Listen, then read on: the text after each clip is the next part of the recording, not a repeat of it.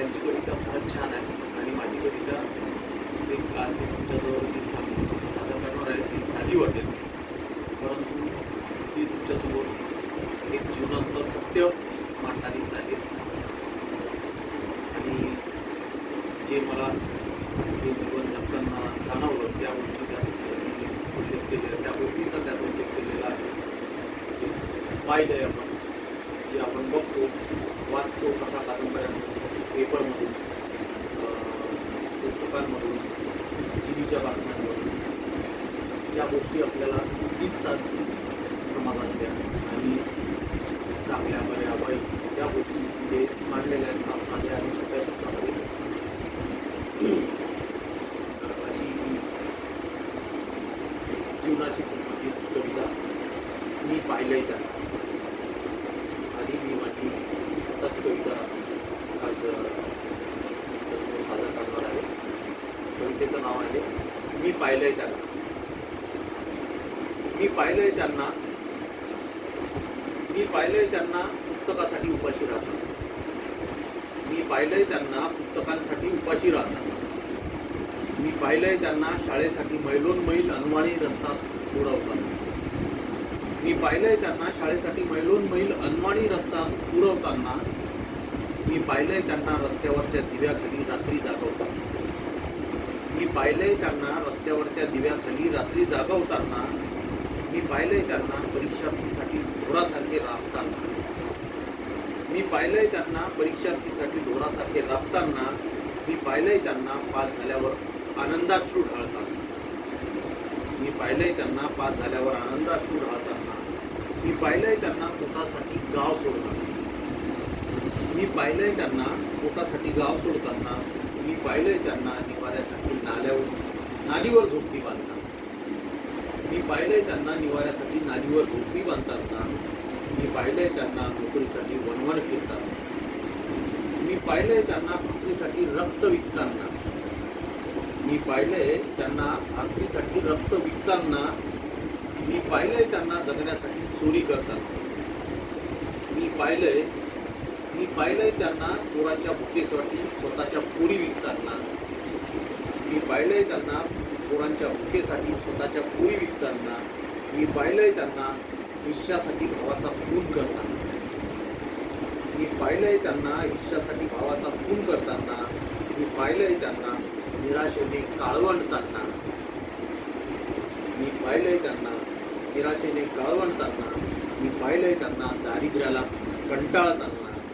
मी पाहिलंय त्यांना हतबलतेने आत्महत्या करताना. मी पाहिलंय त्यांना हतबलतेने आत्महत्या करताना. धन्यवाद. ही एक माझी सगळ्यांच्या जीवनात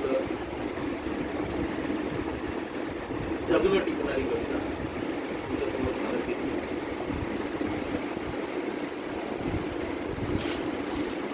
आता माझे मित्र श्री रवींद्र जाधव जे मुंबई महापालिकेमध्ये काम करतात.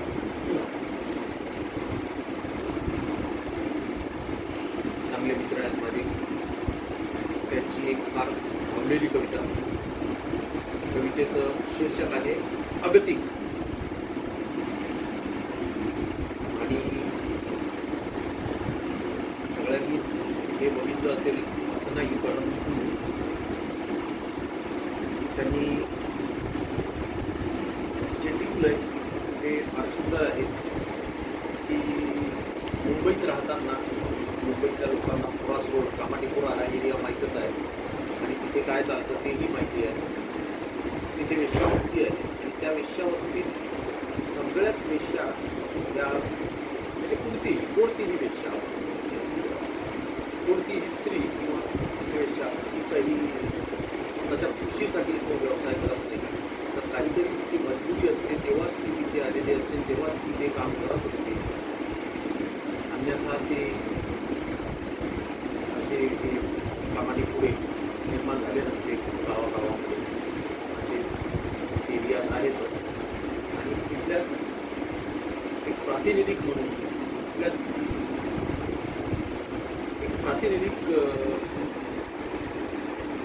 स्त्रीचं आपण म्हणूया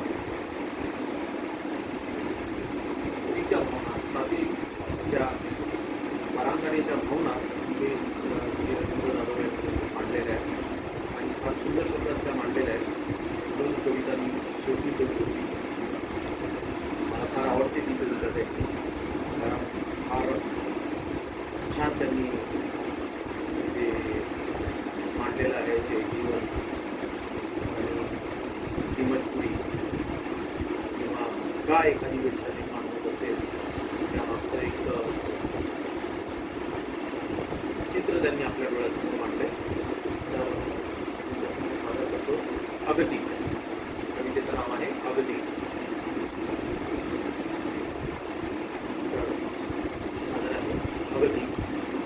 तोच नाका तीच सांग, तोच नाका तीच सांग, तीच वर्दळ तेच मुखवटे भडक रंगवलेले.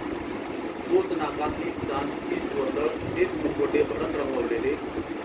तीच मन त्याच पुन्हा नीरज चेहऱ्यावरही त्याच कृत्रिम भावना.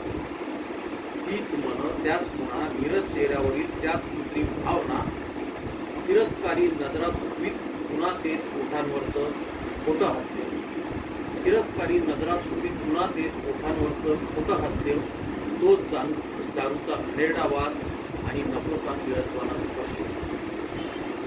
तिरस्कारी नजरा चुकवीत पुन्हा तेच ओठांवरचं खोटं हास्य. तोच दारूचा घाणेरडा वास आणि नकोसा किळसवाना स्पर्श.